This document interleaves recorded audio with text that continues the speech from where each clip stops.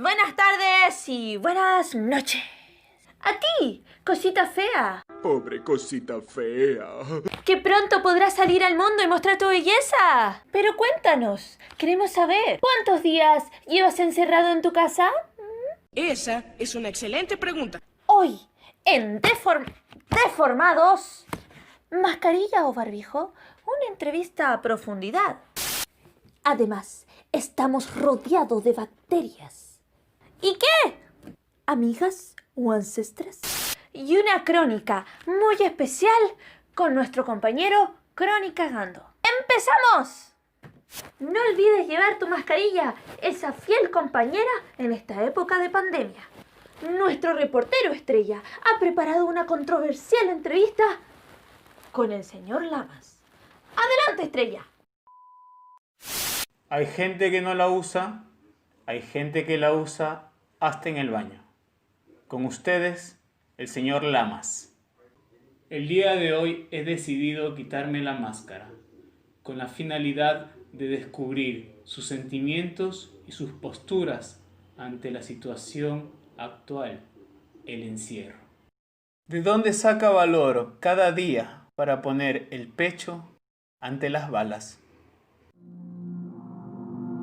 Gracias por este espacio. La verdad, no hay muchos medios interesados en mostrar nuestra realidad. Respondiendo a su pregunta, todos los días es un martirio. Hasta el papel de un baño público tiene mejores días que nosotros. Es tanto pedir un poco de mesura. Es un chiste, pero si no las usamos como dicen los médicos, ¿quién nos va a proteger? No es un chiste. Mi vida es una completa comedia. A ver si entendí. ¿Crees que no debemos usar tantas mascarillas? Sí, claro. Y estoy harto de fingir que no. La verdad es subjetiva, señor Estrella. No es lo que todos dicen. El gobierno, que siempre sabe todo, decide lo que está bien o mal, del mismo modo como deciden lo que es verdad o no. Ok. Entonces, ¿me estás diciendo que creaste un movimiento para convertirte en un símbolo? Por favor, señor Estrella. Parezco algo que podría incitar un movimiento. Todo el mundo es horrible en estos días, lo suficiente como para volver un símbolo a cualquiera. ¿Ha visto lo que ocurre allá afuera, señor Estrella? ¿Alguna vez sale de su casa? ¿Terminaste? Ya fue demasiada autocompasión, señor Lamas. Solo estás inventando excusas para que no usemos mascarillas. No todo el mundo, y es en serio, no todo el mundo es basura. Tú eres una basura. Me invitaste aquí solo para burlarte de mí. Eres como todos los demás. ¿Tú qué vas a saber de mí, amigo? Mira las consecuencias de no estar usando mascarillas en las calles. En todo el mundo hay revueltas en las calles. Muchos policías están en estado grave. ¿Qué le parece un chiste, señor Estrella? No, ya fue suficiente, señor Lamas. ¿Qué obtienes cuando cruzas una pandemia mundial con una sociedad ignorante y confiada? Te voy a decir lo que obtienes. Obtienes lo que mereces. ¿Pero qué ha pasado? Pasando a otro tema. La salud no es solo física, sino mental y espiritual. Es por eso que la crónica de hoy nos llevará a explorar en lo más profundo de nuestra psiquis, cuerpo y alma. Adelante, Cronicagando. Muchas gracias, libertina. Bienvenidos a Cronicagando, el segmento donde la verdad es tan resplandeciente que nos ciega. El día de hoy les he traído una crónica un tanto personal. Encerrado y confinado, sin posibilidad de salir, me he quedado en casa buscando una guía espiritual, paz mental, pero sobre todo una razón para existir. que rueden las cámaras y que corran las lágrimas por el estudio. Cansado de entrar y salir de las habitaciones como si estuviera perdido en mi propia casa, reviso el mail y me encuentro con más cartas y crónicas de la gente buscando socorro en este humilde servidor. ¿Por qué me hice periodista? Pude haber sido DJ de fiestas de quinceañeras. Miro a mi alrededor y encuentro tareas a medias, ideas sin concluir, restos de mi merienda y mis sueños de la infancia. Esto no puede seguir así. Necesito ayuda profesional. Busco en la internet el contacto de ese médico que cobra barato y atiende a cualquier hora. Una llamada y 3 doritos después, estoy con el médico pidiéndole esas píldoras para la ansiedad, la depresión y el estrés. Al día siguiente me encuentro igual o peor que ayer. He vuelto a caer en la trampa de la medicina convencional. Esto no se va a quedar así. Iré a la raíz de las cosas. Mire, no sé cómo explicar esta sensación que me agobia y me confunde a la vez. Es como si algo que tengo pendiente me siguiera por toda la casa y no me deje en paz. Aparte, la gente me escribe pidiéndome ayuda con sus problemas y yo ya no puedo más. Ahora sé que ese terrible malestar no tiene que ver conmigo, sino con el abandono de mi padre en la infancia. Estoy mejor. Mi padre me abandonó cuando yo era tan chico. Nunca lo volví a ver hasta el día en el que murió y no fui a su funeral. Soy un pésimo hijo. Después de contarle mis pecados al padre Freddy y 3 avemarías más tarde, me absolvió de todo pecado, me reseteó el alma y me acarició la mano. El padre Freddy me pregunta si no estoy ocultando más pecados. Yo le digo que no sea sapo. El padre Freddy pone una mano encima de mi pierna y me dice que confíe en él. Yo le digo que ni siquiera confíe en Dios, pero el padre Freddy insiste y me dice que él no es como los demás hombres. Yo le creo. De alguna manera, él se ve más imbécil que el resto. El padre Freddy me pide que apague la cámara. Aún no entiendo por qué, pero lo hago. Él me dice que apague el micrófono y volvamos a estudios con Libertina. A ver, ¿qué pasa? Muchas gracias por esa conmovedora crónica. A continuación, nuestra compañera nos ha traído una nota acerca de las bacterias. ¿Amigas o enemigas? Vamos contigo, compañera. Estamos en la cúspide de esta era antibacteriana. Cada vez más enemistados con nuestras ancestras, las bacterias. Yo soy tú eres yo. Lo único que nos separan son miles de años de evolución. Nuestro cuerpo es el hogar de millones de bacterias, las cuales se alojan a lo largo y ancho de la piel, a lo tierno y profundo del intestino y en la dulzura de nuestra boca. Son esenciales para gozar de una buena salud. A lo largo de la historia, hemos desmerecido el trabajo de las bacterias relacionándolas con enfermedades, como ya sabemos cuál. Pero lo que no sabemos es que solo un pequeño número de bacterias está relacionada con la propagación de enfermedades, mientras que la lista de beneficios que éstas nos proveen es larguísima. Nuestro cuerpo tiene 10.000 veces más bacterias que células humanas. Somos una superbacteria. Debajo de las piedras hay bacterias.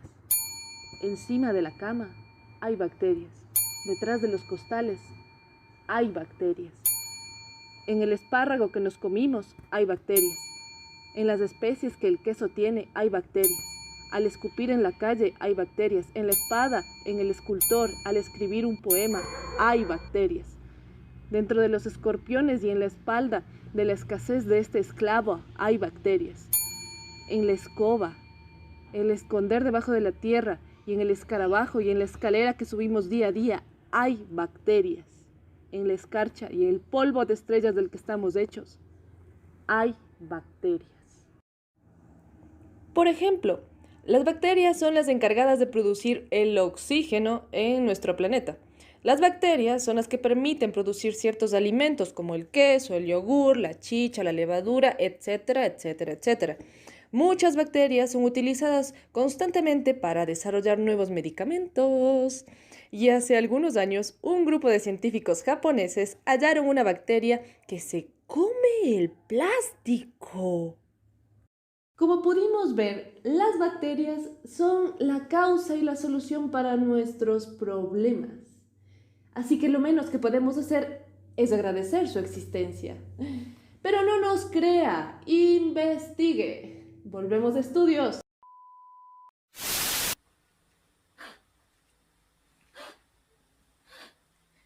Creo que voy a empezar a investigar más sobre las bacterias para no tenerles tanto miedo. Estamos a puertas de uno de los 2 solsticios del año. En el hemisferio sur, de invierno, y en el hemisferio norte, de verano. Inicio del año para muchos pueblos milenarios, originarios ancestrales, que mantienen conexión con la Tierra y sus ciclos. El solsticio es un evento cósmico en el que la Tierra se encuentra en uno de los extremos más distantes al Sol. Este año el solsticio será el 21 de junio y para el hemisferio norte será el día en el que más hora del sol tengamos, mientras que en el hemisferio sur será el día más corto y oscuro. Y para comprender mucho mejor este tema especial, los invitamos a seguir la entrevista con Diego Velasco. Para terminar este programa de hoy, vamos a revelar los resultados de la convocatoria. ¡Un llamado a la creación! Riki tiki, riki tiki, riki tiki, riki tiki, riki tiki, riki tiki, riki tiki, riki tiki. Afloja la cadera. Cadera.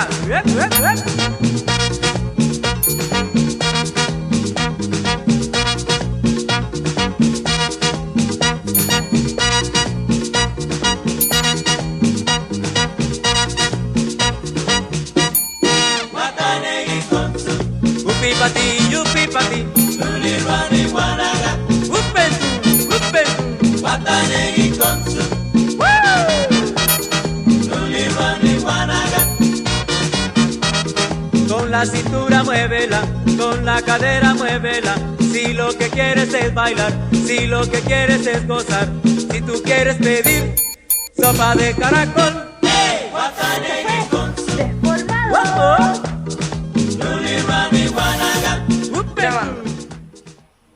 ¿De dónde saca valor cada día para poner los pechos?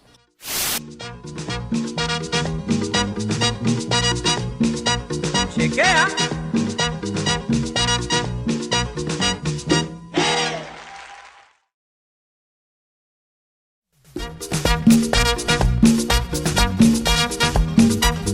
¡Uepa!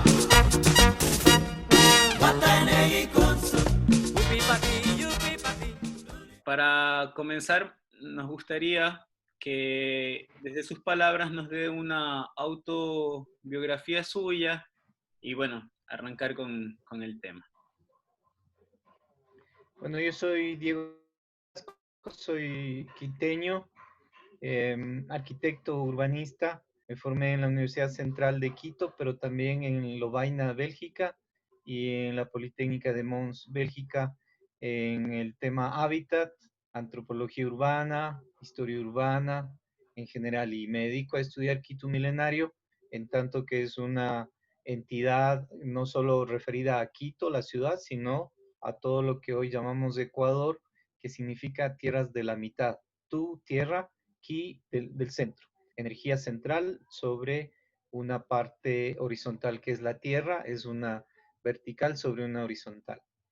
Esa activación pues nos ha llevado como 20 años últimamente para poder construir un corpus teórico, metodológico para entender lo que hemos sido en estas tierras milenarias del Quito ancestral, entendidas como todo lo que hoy llamamos Ecuador, incluso el norte de Perú y el sur de Colombia, que eran parte de todo un continuum cultural. Hablamos de la audiencia de Quito. La Real Audiencia es una especie de sándwich entre el Virreinato de Nueva Granada, Bogotá, y el Virreinato de Lima, que pretende difuminar la constitución de toda una aglomeración cultural histórica muy fuerte que Juan de Velasco, un antepasado, señaló y se llamó el Reino de Quito, bajo su visión un poco, digamos, colonial, pero que define que fue una gran civilización equinoccial centrada en la línea ecuatorial, obviamente. Sobre todo 3, 4 grados al norte, 3, 4 grados al sur. Por eso decía el sur de Colombia hasta Pasto, un poco más, Popayán, y abajo hasta Perú, toda la zona, incluso Cajamarca, Trujillo, Chachapoyas, todo eso era parte de un continuum cultural que se llamó el Reino de Quito y la Real Audiencia de Quito colonial, obviamente. Bien, el tema a tratar es el Pachacutic, que constituye el mito de los cambios en el mundo andino. Cada 500 años se produce una vuelta de paradigma en diferentes regiones del Alpamama. Si ayer fue la caída de Amaruca, hoy es su opuesto y complementario, el mundo capitalista del norte, aquel que entra en crisis. El Pachacutic significa espacio-tiempo de volteo. Los cusqueños consideran que estamos en el 10º Pachacutic, o sea, son 5.000 años de una civilización alrededor, sobre todo del Collasuyo, de lo que es la región básicamente Perú-Bolivia hacia el sur de nosotros. Pero nosotros tenemos un mito del diluvio que consideramos se dio el diluvio, llamado así universal, hace unos 10.000 años, 10 a 12.000 años, y que todas las mitologías del mundo recogen. Y ese se llamó el Uno Pachacutic. Y tenemos un mito que dice que cuando se produjo el Uno Pachacutic en el diluvio, pues eso se dio, es muy parecido a los mapuches, que una serpiente peleó contra los habitantes, básicamente contra Pacha y sus hijos, sus 2 hijos, Pacha y Eacha, y generó tanta agua que inundó la tierra y que tuvieron los quitus que subir a la cima del Pichincha. Entonces el mito define que desde ahí se regresó y se inició el Uno Pachacutic. Pero eso estaríamos hablando de 10.000 años, entonces estamos hablando de 20 Pachacutic de 500 años.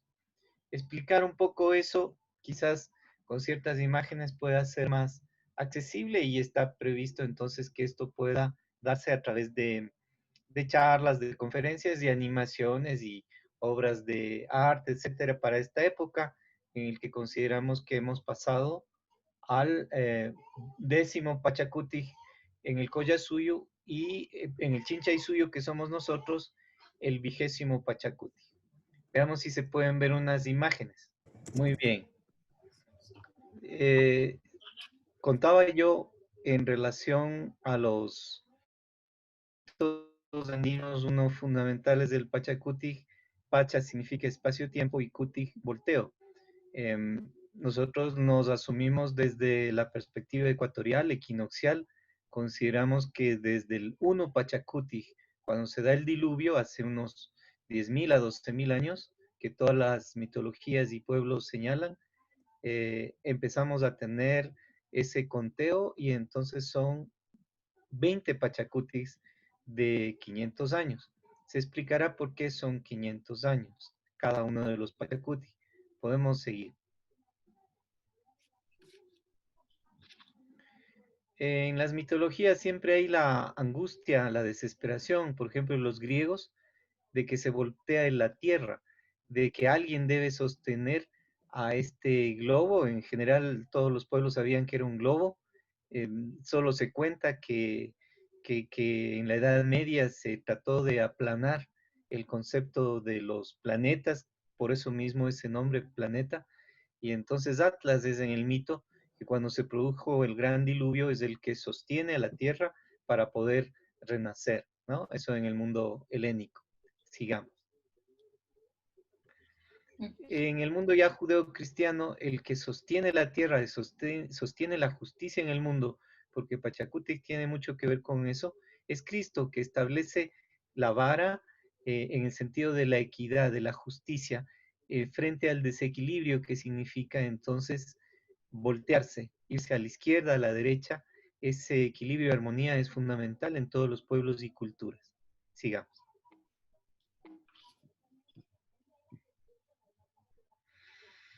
Pero tanto en la iconografía cristiana y otras culturas que veremos, en realidad lo que se mantiene en tela, digamos, de duda y de angustia, la misma de Atlas en esa imagen anterior, es que Cristo debe sostener su vara de equidad manejando un concepto astronómico que es la inclinación del eje de la Tierra. Tanto vemos acá a Juan Bautista como a Cristo resucitado, que mantiene el equilibrio, pero no siempre el equilibrio a partir de una ideal que sería el tenerla vertical a la Tierra, y en este caso el bastón de poder, que es una alegoría de esa equidad, sino que hay una inclinación y ese es un ángulo importante que llamamos el eje de la eclíptica. Veamos en otras imágenes. Entonces aquí, por ejemplo, vemos esa típica Trinidad católica, que es una alegoría de esta Trinidad, de este trino primordial de todos los pueblos. Entonces tenemos al Hijo, al Padre y al Espíritu Santo, y ellos están poniendo ese eje como si fueran unas agujas, ¿no? Inclinadas. Lo que están señalando ahí en esta alegoría es que la Tierra puede inclinarse cada 26.000 años en un sentido o en el otro, pero eso mantiene el equilibrio de la biodiversidad en la Tierra.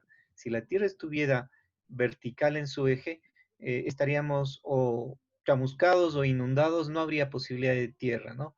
Es decir, estaríamos totalmente en imposibilidad de equilibrio de vida y armonía.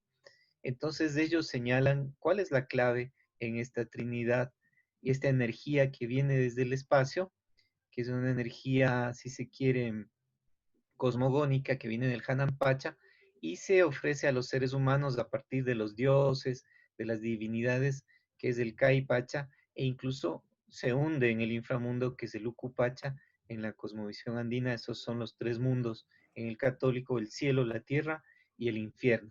Sigamos.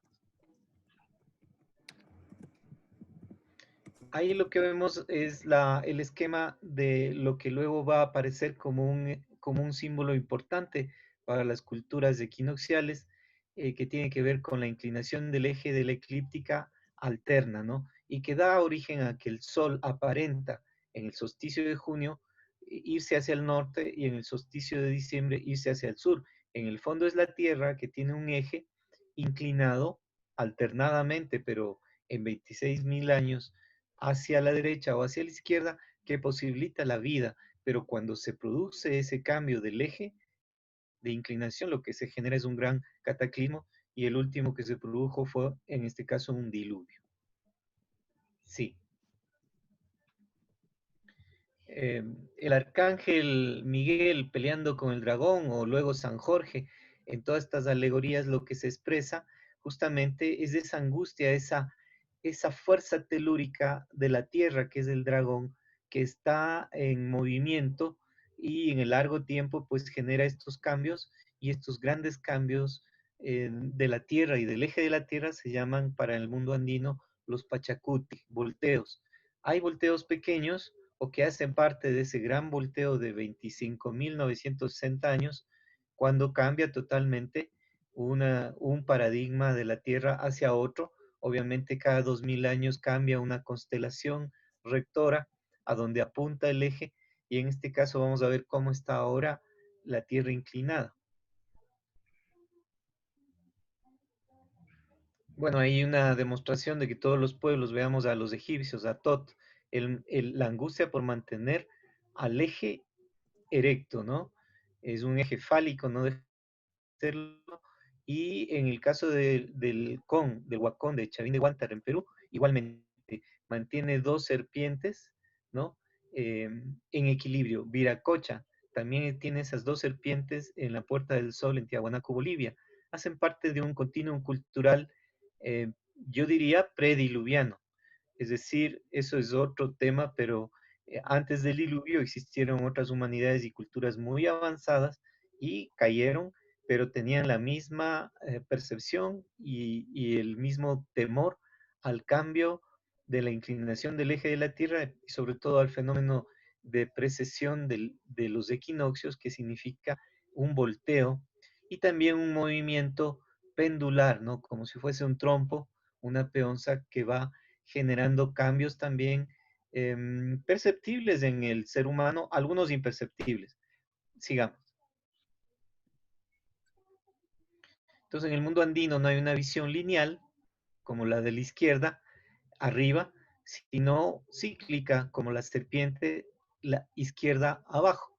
El pasado, presente y futuro son como una serpiente enroscándose, no son una visión que nos han impuesto, que es la visión judeocristiana, donde la serpiente incluso tiene un sentido diabólico.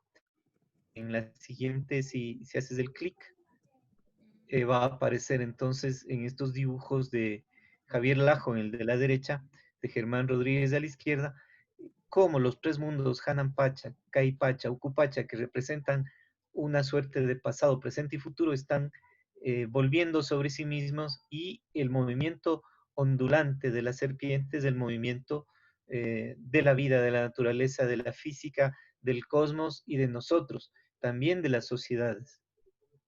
Sí.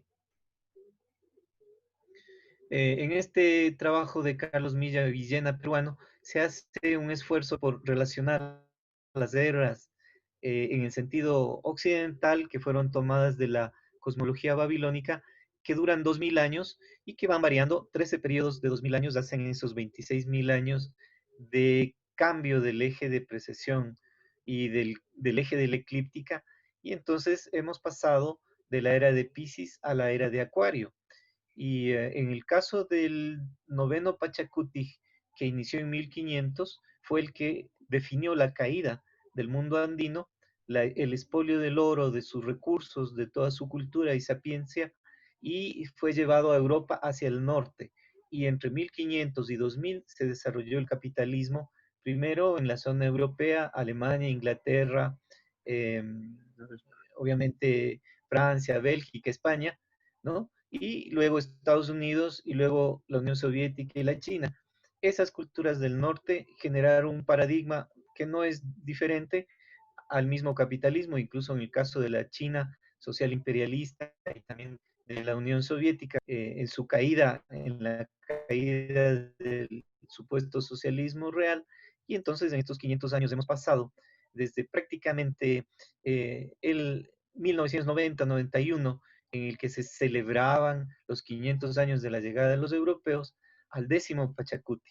En el conteo cusqueño, porque Carlos Milla Villena lo plantea así: 5000 años desde Cotox, que es una civilización peruana que demuestra un conocimiento ya del eje de precesión de equinoccios. En este caso, si pasamos ya a la otra imagen, vamos a ver cómo estas estrellas solares nuestras van a demostrar que están señalizados los ejes de precesión de equinoccios y los soles inclinados, producto de que la Tierra está justamente con su eje inclinado, ¿no? Veamos quizás en un mapa o en un gráfico posterior cómo se constata más fácilmente. Bueno, ahí estos soles que son pendientes de la cultura cara o tolita, como se la llama aquí, demuestran ese conocimiento de los soles inclinados, que no son los soles en sí mismos inclinados, sino que son las inclinaciones del eje de la Tierra, y que hacen que el Sol parezca salir más al norte, como en junio, más al sur, como en diciembre, o en el centro, como en los equinoccios de marzo y septiembre. Alternadamente en Chile, ahora podrán estar quizás pasando a un otoño, y en cambio en el norte ya pasando al verano. Claro. Nosotros en el Ecuador tenemos un cierto equilibrio, funcionamos un poquito más con el norte, y para junio nos va a llegar el tiempo seco de vientos, el verano. Sin embargo, no es que tengamos marcadamente las 4 estaciones. Esto de los soles rectos y soles inclinados, como llaman los indígenas, corresponden los soles rectos a los equinoccios y los soles inclinados a los solsticios. Entonces vamos el 21 de junio a pasar el solsticio de verano para el norte, de invierno para el sur, y para nosotros hay un cierto equilibrio, pero funcionamos con el norte. Y esto se muestra en esta siguiente imagen o gráfico, ¿no? Como se ve, la Tierra está inclinada en este momento, en esta época para la humanidad. Me refiero a todo este periodo en que ha estado inclinado en el sentido noreste-suroeste. Así está inclinada la Tierra. Hay pequeñas variaciones cada 72 años de 1 grado, ¿no? Que hacen como una especie de oscilación y que genera grandes cambios climáticos, por más que sean pequeñitos estas variaciones. Incluso en Chile, que se produjo hace unos tantos años, el terremoto generó un cambio pequeño de la inclinación del eje de la Tierra, pero claro, sin llegar a veces ni a segundos, peor a minutos o a grados, pero cuando se producen grandes cambios de grados, en este momento la Tierra está inclinada, yo diría, en 23 grados. Se decía en 22 grados 27 minutos, ¿no? Pero en general sería 23 grados y no es el óptimo. Incluso si es que se hace 23 grados y medio, estamos viendo que el hemisferio norte está más insolado y se generan más cambios climáticos, inviernos que van a soportar ellos muy, muy, muy fuertes, o que ustedes han soportado en el sur también cuando la Tierra está girando con este propio eje en su proceso de rotación y traslación, y también han soportado grandes veranos y grandes inviernos, porque hay una especie de rompimiento del equilibrio. El equilibrio debería ser en una diagonal. Ustedes ven a la derecha este gráfico de la circunferencia, un cuadrado circunscrito, un rombo circunscrito y una gran diagonal. La diagonal es de 45 grados. El óptimus sería la mitad, 22-30, pero estamos hablando de que estamos inclinados en 23 grados y medio, 22, digamos, 23 grados y medio, sí, si es que se produjeran cambios muy fuertes que son casi imposibles, como 24 grados, esos cambios son grandes catástrofes para regeneración de la Tierra. Y esto se ha producido en millones de años, pero en 26.000 años lo que pasa es que cambia el eje de la Tierra, que está en el sentido, como ven ahora, noreste-suroeste, a pasar al noroeste-sureste. Y eso genera un gran cambio climático, pero también una gran catástrofe, y eso es lo que sucedió en la mitad de esos 26.000 años, hace 10.000, 12.000 años, 12.500 años hablan del diluvio, y se produjo entonces esta catástrofe donde algunas culturas pudieron trascender y otras se hundieron. Esto es entonces un mito. El mito es metahistoria. El mito no es la historia, la astronomía puras, mecánicas, funcionalistas, como manejan en el norte, sino vinculado a grandes relatos que hay que interpretarlos. Esto es una hermenéutica prácticamente y una semiótica. Cuando vemos abajo esa estrella solar de 8 puntas, está señalando en el sentido lateral la llegada de los solsticios, arriba y abajo, y el equinoccio está implícito por el punto central, y las inclinaciones del eje de la Tierra que ustedes ven en el sentido vertical. Esa es la explicación cosmogónica. Nosotros tenemos en la línea equinoccial, y se lo ha estudiado desde hace unos 20 años con mayor rigor, un monumento arqueológico que se llama el Monumento de la Media Luna de Catequilla, en un cerro pirámide, en una loma pirámide muy antigua, que está en plena línea equinoccial y que tiene este eje de rojo, ¿no? Que ven a la izquierda, que es el eje de la eclíptica, y que en el gráfico que ustedes ven a la derecha, donde el proyecto Kitsato, se puede consultar el proyecto Kitsato, www.kitsato.org, ellos ponen el este arriba y el oeste abajo, pero el eje de la eclíptica sería el que viene diagonal en el sentido de izquierda a derecha, izquierda arriba, derecha abajo. El eje diagonal con su opuesto y complementario, sí, perfecto, con su opuesto y complementario de izquierda abajo a derecha arriba. Ese es el eje de la eclíptica, que es el eje de inclinación de la Tierra. Entonces se puede entender que nuestro símbolo en Quito milenario, todo, desde los pueblos pastos hasta Cajamarca, hasta los pueblos mochicas del norte del Perú, tienen que ver con este símbolo de 8 puntas, más que con la misma chacana que puede resultar de ahí. La podemos cerrar con las 8 puntas y se obtiene la cruz cuadrada. Poniendo los escalonados sería la famosa chacana que se ha desarrollado más en el área del Collasuyo, Bolivia, Perú, básicamente, ¿no? Entonces, por ejemplo, ahí este Atlas Maya a la izquierda está tratando de sostener también algo que se le hunde. Esa es la angustia de que cada cierto tiempo se generan estos cambios del eje de la Tierra y entonces aparecen los dioses, los semidioses, a tratar de equilibrar el mundo, ¿no? Para ponerlo otra vez en condiciones de estabilidad. Sin embargo, esa estabilidad no implica un eje vertical de la Tierra. Puede haber alternancia en el largo tiempo, pero en el corto tiempo que nosotros estamos viviendo, tenemos, por ejemplo, en esas pirámides mayas, alineamientos con una pirámide central, equinoccios, soles inclinados arriba o abajo, solsticios, en relación a un punto de observación desde otra pirámide. Esa es la clave de la arqueoastronomía más básica. La arqueoastronomía que no tiene que ver con las visiones arqueológicas más empíricas, funcionalistas, que están en boga, aún en Ecuador, en todo el continente y en grandes partes del mundo todavía, para evitar estudiar estos elementos que son arqueoastronómicos en la medida que observamos que las culturas antiguas manejaban este conocimiento y a nosotros nos lo ocultaron o nos lo maquillaron, como vamos a ver. Ya vimos con el tema de lo judeocristiano y podemos ver en otros artefactos de carácter más ancestral. Sigamos. Bueno, la referencia del centro sería para equinoccios en Machu Picchu, el templo de las 3 ventanas, la ventana izquierda solsticio de junio, la ventana derecha solsticio de diciembre. Bien que ellos están en latitud sur, ¿no? Considero estarán a 4 o 5 grados de latitud sur. No se diga Santiago, que ya estará mucho más abajo, pero no deja de funcionar con las respectivas variaciones que en el solsticio de junio el sol se va al trópico de Cáncer y en el solsticio de diciembre al trópico de Capricornio.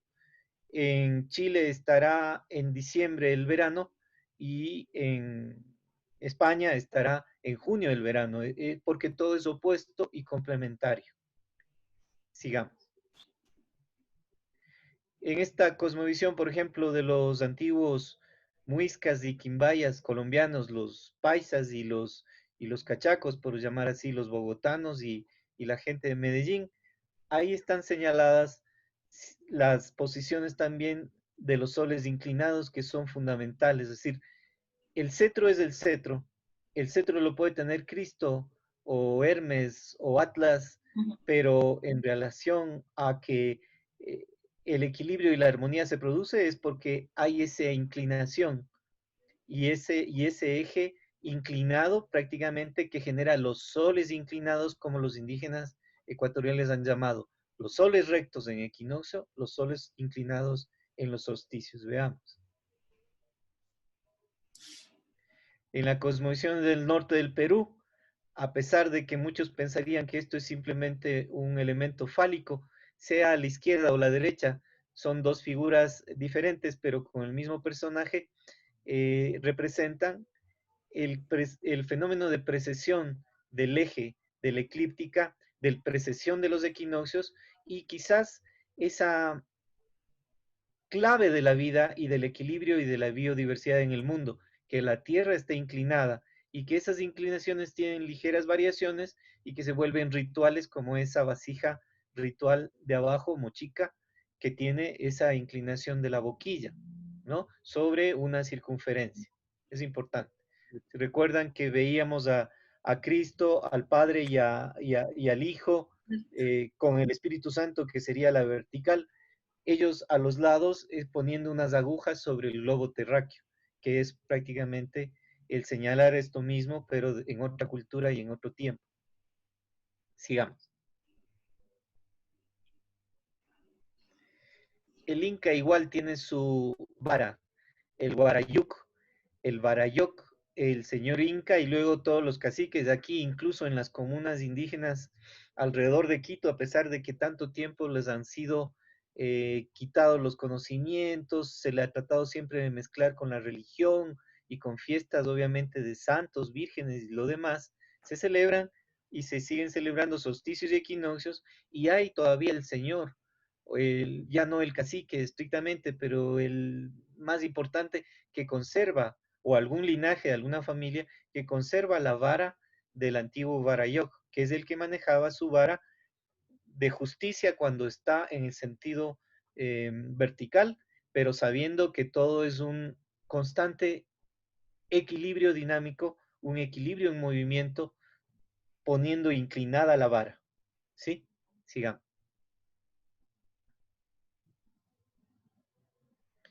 Cuando vemos, por ejemplo, estas figuras que nos han impuesto, pero que tienen una gran semiótica que se relaciona con los tres mundos, por ejemplo, de la cosmovisión andina, arriba estaría el ave, ¿no? Esta virgen alada, se la llama la Virgen de Legarda, está en San Francisco, en la iglesia de San Francisco. Abajo está el dragón, la serpiente, y ya veíamos que quien genera estos cambios es la tierra con sus movimientos. La tierra de algún modo es la serpiente, el serpentear. Cuando se genera un terremoto, se abre porque la serpiente inunda, porque la serpiente se mueve y generan los cataclismos, los sismos. Entonces el dragón es el demonio. Y de ahí está ella, que es el ser humano. Debería estar el felino para nosotros, porque arriba sería la representación del ave, sea del guamán halcón, o sea del cóndor, o de la paloma, o del quinti, aunque el quinti sería básicamente la representación del equilibrio, abajo sería el reptil, el anfibio, el caimán, sería la serpiente en el sentido más básico, pero podría ser el dragón en el sentido cristiano, ¿no? Y en el centro estaría el felino, el mamífero, pero ya en su antropoformización ya sería el ser humano, en este caso la Virgen, que es la alegoría de la tierra. Y entonces ella está inclinada también, se le llama la bailarina, y nadie sabe o se ha preguntado por qué está inclinada, y es porque sigue las mismas pautas y patrones que antes hemos descrito. Y ella está sobre la luna y sobre la tierra, porque hay que decir que si hay algo que genera la inclinación del eje de la Tierra y por lo tanto la vida en la Tierra, es la luna en su pulsión magnética. Hay quienes dicen que fue creada para ser puesta ahí, pero que ésta genera con su pulsión magnética girando alrededor de la Tierra, es como un artefacto puesto para que la Tierra se mantenga con ese eje inclinado a través del magnetismo. Es una luna creciente que muchas veces ha sido transformada en la imagen de los cachos del demonio, pero todas esas son abusiones, todas son formas arcaicas de hacer proselitismo sobre las figuras ancestrales y el conocimiento ancestral andino. Sigamos.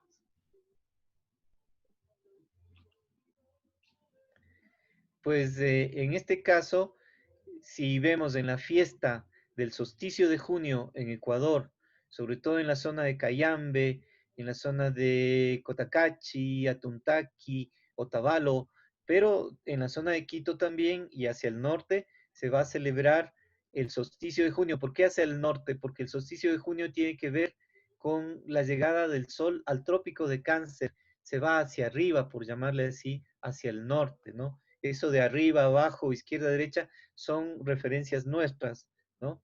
Este, oeste también son referencias nuestras, pero que hay que entenderse y ellos lo manejaban muy bien con soles rectos y soles inclinados. Entonces vean el sol recto de este penacho que tiene este personaje que se llama, lastimosamente le han puesto Diablo Uma, pero en realidad se llama el espíritu, la cabeza del espíritu de la tierra, de la energía de la tierra y que pone también vertical al mundo y pone orden en las fiestas. Entonces es un eje vertical negro, ¿no? Y a los lados, a la izquierda, el eje vertical amarillo y el eje vertical verde. Y luego otras gradaciones que se van convirtiendo más bien en los meses del año, porque vamos viendo que se van convirtiendo en un calendario solar si fueran los 12 penachos, y si sumamos los dos cachos, lunar.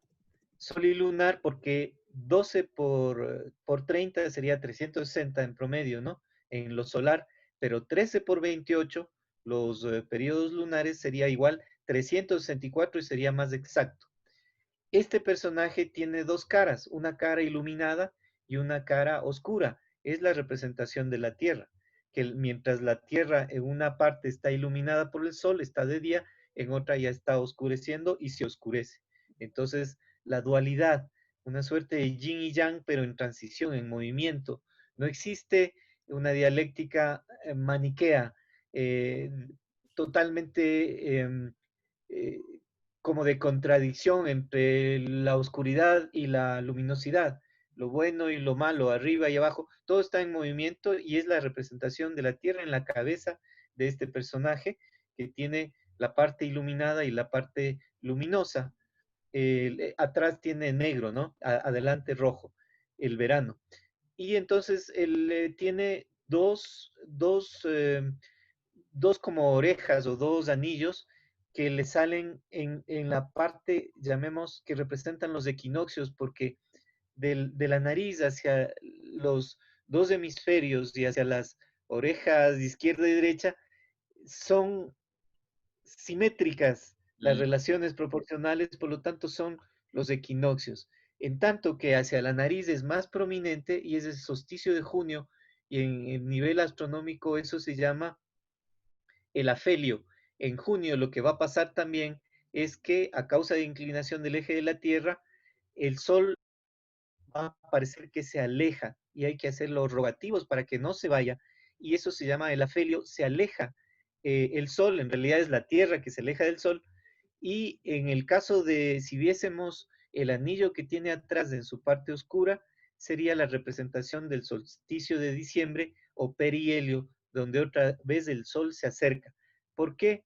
Porque la órbita de la Tierra alrededor del Sol no es una circunferencia completa, así como el cráneo no es una esfera completa, sino es una especie de esferoide, y entonces he encontrado la gran representación de la órbita de la Tierra alrededor del Sol y de lo que son solsticios, equinoccios y un calendario sol y lunar, ¿no?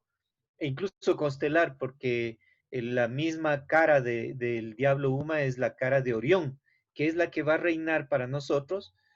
Orión en general, pero para nosotros reina en este solsticio de junio, porque mientras se hunde Orión, sale el sol sobre el Cayambe, sobre la zona de donde provienen estos personajes también llamados aruchicos, ayahumas, o por la iglesia diablo humas, y que se los ha visto incluso como personajes que son peligrosos porque ponen orden en el caos, ponen un orden a través de un fuete, de una vara, que en este caso la vara no puede ser simplemente un hacial, sino que puede ser un látigo y asume formas onduladas cuando golpea en la tierra y potencialmente hace asustar a los niños, que va a golpear a la gente curiosa que no hace fila para observar la procesión, el baile, porque viene entonces el Inti Raimi, quiere decir el baile del sol.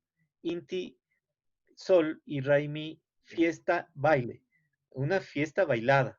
No puede haber fiesta sin baile, sin comida, sin bebida, etcétera. Entonces la fiesta andina es una fiesta que ha sido proselitizada, se puede llamar, ha sido impuesta por el mundo religioso con elementos de santos, de vírgenes. La virgen es la tierra, es el agua, es la abundancia, es el periodo de equinoccio de septiembre, por ejemplo, la Virgen de las Mercedes, en tanto que el Orión es el sol, es el solsticio de junio, es una relación solar constelar. Orión es la figura del rostro de la máscara. Si ustedes se fijan en Orión, Orión tiene una forma como trapezoidal, que tiene a su vez tres elementos en el centro que son el cinturón, y entonces serían los dos ojitos y la naricita central.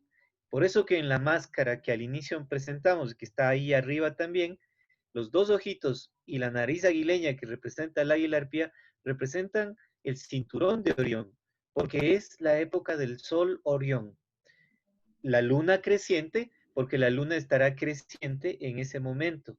Entonces, la luna creciente es la representación de el crecimiento como las plantas que se tienen que esperar un tiempo hasta el equinoccio de septiembre cuando se las pueda volver a hundir porque es un tiempo seco. Entonces llegará ya casi la época de las lluvias hacia inicios y mediados de septiembre y ahí reinará la luna plena, la luna que vaya a dar hijos, ¿no? Que vaya a dar plántulas. Pero la luna creciente está presente con Orión y con el sol inclinado de junio. Esa es la representación de lo que va a pasar este 21 de junio en todo el planeta, obviamente, pero que es reina básicamente en el trópico de Cáncer, en el verano de Europa, en el verano de Estados Unidos, en el verano del hemisferio norte y será opuesta y complementaria en el solsticio de diciembre en el verano del hemisferio sur, ¿no? Ese será, se llamará así como el Inti Raymi, el Kappa Raymi, y se lo celebrará también acá, pero no tiene tanta importancia que no sea la impuesta por la Iglesia Católica para haber puesto ahí el nacimiento de Cristo en el solsticio de diciembre. Entonces se verá que en el solsticio de junio, época de fuego, los pueblos celtas, los pueblos íberos, celebraban San Juan, San Pedro, San Pablo, la llama, el fuego, ¿no? Es el culto al fuego, es el culto para nosotros a Orión que reina y trae tiempos secos. En tanto que cuando llegue, por ejemplo, el equinoccio de septiembre, nos llegarán las lluvias, para nosotros será como un otoño y entiendo que para el sur será una primavera, porque todo es arriba como es abajo, pero opuesto y complementario. Esto es entonces una explicación de lo que constituye la cosmovisión, la cosmogonía y la cosmología de los pueblos andinos. Este trabajo se lo viene haciendo ya 30, 40 años desde Perú, Bolivia, y nosotros también 20, 25 años desde el despertar del 10º Pachacuti, que en el sentido original se dio con el primer levantamiento contemporáneo indígena que se produce en 1990.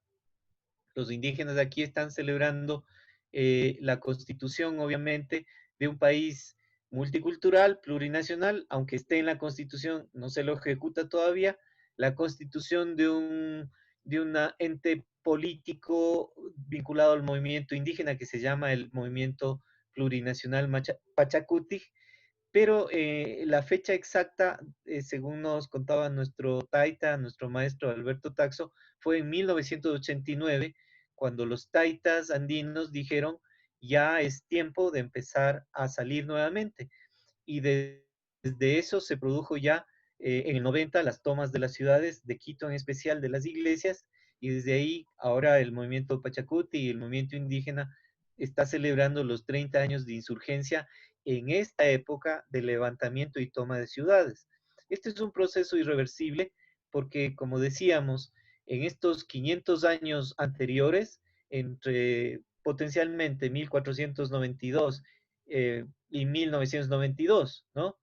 Que es de esa celebración que se da del descubrimiento, entre comillas, de América, y estos otros 500 años eh, que ya van dando la oportunidad de que haya caído en el noveno Pachacuti el hemisferio norte, su cultura, su paradigma, da pauta para que en estos 30 años, desde 1990, 91, 92, se haya iniciado la semilla de un nuevo Pachacuti donde el mundo andino, con sus paradigmas y sus antiguas eh, simbolismos y sus antiguos conceptos de vida, de equilibrio, de armonía, van a triunfar. En 250 años tendremos que ser el paradigma para la nueva humanidad y en 250 años seguramente vamos a ir decayendo también. Y otra zona, y eso también significa Pachacuti, justicia y equilibrio dinámico en el mundo, otra zona, sea del norte o sea del sur, sea del este o del oeste, tendrá la obligación y la responsabilidad de guiar a la humanidad, pero ojalá cada vez con modelos que no sean como el que le ocurrió al norte, expoliando al sur, sobre todo a América, o su nombre original Amaruca, y que generó el capitalismo más aberrante que hoy está, como lo vemos en las noticias, en plena crisis y en plena destrucción de sus propios valores y desde su propio interior. Nadie les está atacando, ni han venido los extraterrestres, ni nadie, sino ellos mismos están desgastando su sistema de valores, su sistema de economía, su sistema de convivencia humana, y eso es lo que tenía que pasar en el Pachacuti, sin ser una profecía, pero ser una predicción de carácter astronómica y cosmológica. Lo que tenía que pasar es que para esta época ya se fueran viendo los estragos de la caída del norte y de su civilización capitalista, monetarista, egoísta, individualista, y la subida en esta época de la civilización andina como civilización de tradición comunitaria. Ni el Estado, ¿no? Ni el mercado, ni el capital, pero la comunidad.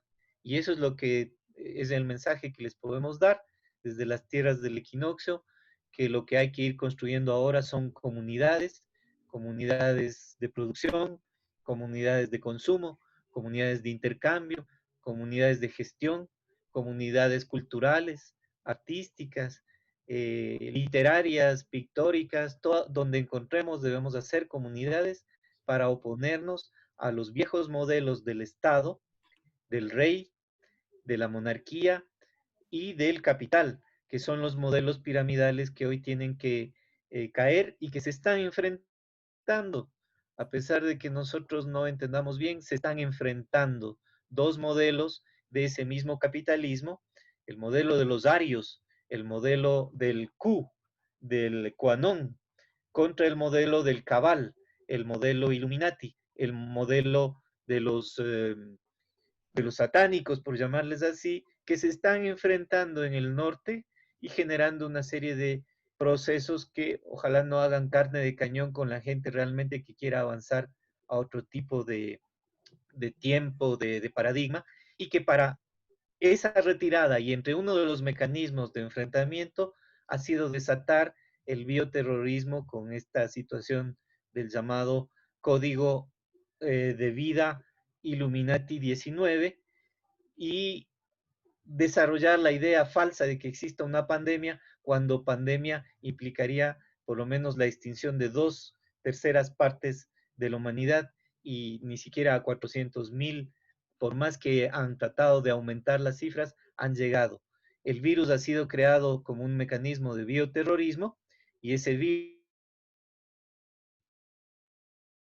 ha sido creado población que lo va asumiendo porque nosotros como seres humanos hemos convivido durante millones de años, miles de años en el caso de los seres humanos, y son asimilables y se van perdiendo, digamos, en la medida en que son asimilados como información. Entonces, todos los cuentos que han inventado no son más que el rezago de esas luchas intestinas que se están dando entre estos dos grupos del norte, representados por los arios, véase Trump, y por los Illuminatis, véase Clinton, y que ahora están sujetos a un proceso de campaña preelectoral donde qué pasará, pero que muchas veces por las armas y el poder que han tenido las potencias del norte han regido a toda la humanidad y han hecho, obviamente, las desgracias en toda la humanidad.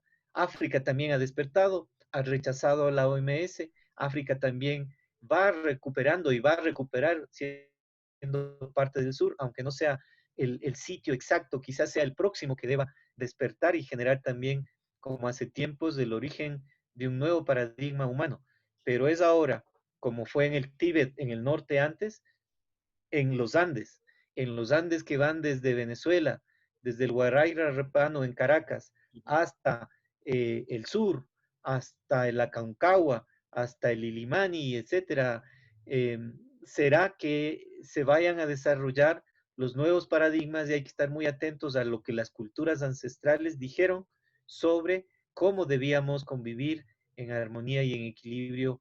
Eso es entonces la explicación ya epistemológica, semiológica, hermenéutica. No vayan a pensar que nosotros estamos trabajando con una visión folclorista, indianista, indigenista, como algunos despistados tratan de ver.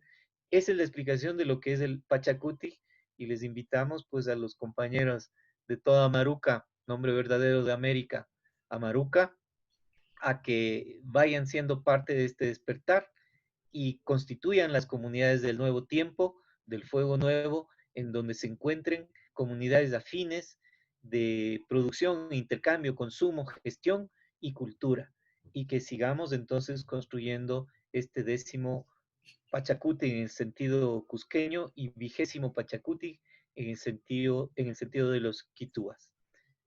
Muy bien, gracias. Bien. Gracias a ti.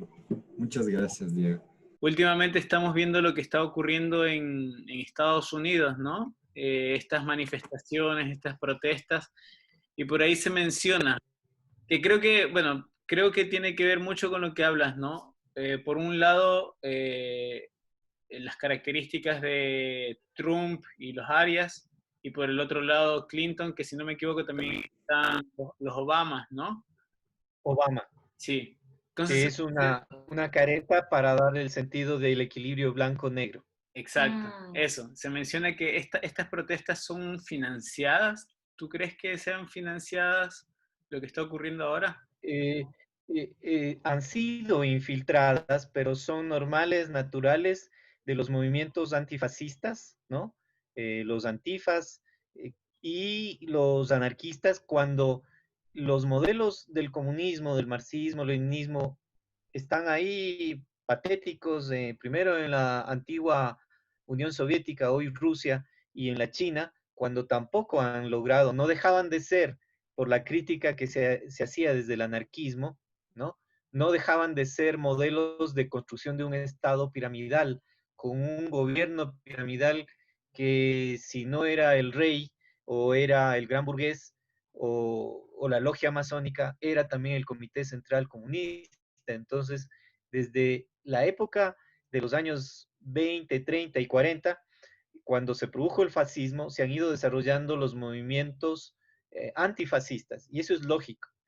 Y ahora están presentes, pero han sido de algún modo infiltrados, y eso hay que tener mucho cuidado por, claro, el bando Illuminati que pretende deslegitimar a través de la represión que se exacerba al grupo de los Q, el grupo de los QAnon, el grupo de los Arios, de los que son los Trump, el grupo de las derechas que otra vez sacan a relucir la Biblia, es decir, la Biblia, y están en Bolivia, y están en Ecuador, y están en todas partes del mundo queriendo regresar al dogma religioso. Entonces la derecha, Trump, los llamados demócratas, perdón, los republicanos, los nacionalistas, los de no queremos la globalización de los Illuminatis, un gobierno mundial, queremos un gobierno mundial pero repartido en los antiguos países, ser grandes otra vez, ¿no? Eso es lo que dice Trump. Estados Unidos volver a ser grande. Yo dudo que de acá y ya los estados se sigan agregando, sino disgregando. Una cosa será el norte, otra cosa el sur, otra cosa el este, el oeste de Estados Unidos. Es la época de la disolución, obviamente no muy cercana, eso se dará en décadas quizás, del llamado Estados Unidos, de la disolución de la Unión Europea, de la disgregación que ya se produjo de la Unión de Repúblicas Socialistas Soviéticas con las diferentes nacionalidades y pueblos que se unieron un poco con saliva, y también será en un futuro, a pesar del control militar y la represión de la China. O sea, todo el norte está en cuestionamiento. Y en el caso del norte occidental, que tiene mucho que ver con nosotros, en la masonería Illuminati también está el cura Francisco, y están los papas y el Banco Ambrosiano, y todo el sistema financiero especulativo. Entonces, los Q y Trump pretenden tomar, si no tomaron ya, la Reserva Federal y reconstituir con el expolio del oro, el oro de nosotros, de toda América y del África y de donde exista, pero básicamente África y América, una moneda nueva, y eso se llama el reseteo monetario. Entonces, mientras se produce esa lucha, y viendo que el virus ya iba integrándose, un virus artificial no es un virus como que convive con nosotros de una manera agresiva, como ha convivido. Cuando vinieron los llamados españoles, aquí se murieron, yo creo que 10 millones por lo menos, hay que revisar las cifras, 10 millones de andinos se murieron por la gripa, por la sífilis, por una serie de elementos que ellos vinieron trayendo con sus cepas desde el medioevo.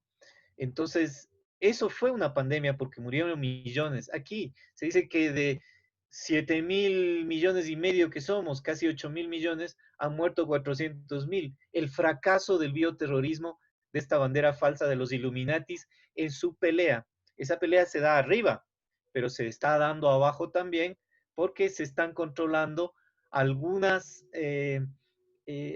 búnkers, algunas estructuras subterráneas donde hacían experimentos atómicos, hacían experimentos genéticos. Hay toda esta leyenda negra donde tenían encerrados o tienen encerrados a niños para extraerles en situaciones de terror el adrenocromo, digamos, la adrenalina que la transforman de su sangre en una especie de vampirismo de tomar el adrenocromo para mantenerse jóvenes y bellos. Entonces, todo eso que parece una mentira, es verdad que se está dando, no se sabe en qué escalas, pero es verdad. Es como el holocausto que hicieron los nazis con los judíos, no fue verdad totalmente, pero fue verdad en ciertos casos y en ciertas situaciones. Y en eso estuvieron, hay que poner aquí un ingrediente, los mismos judíos ricos para construir en Israel su propio paisito. Y usaron a los judíos pobres. Eso tiene que saber la gente, que son banderas falsas que siempre han usado este grupo que se llama de los Illuminatis, de la masonería. Abarca una serie de grupos en todas partes y partidos políticos, ¿no? Yupi pa' ti, yupi pa' ti.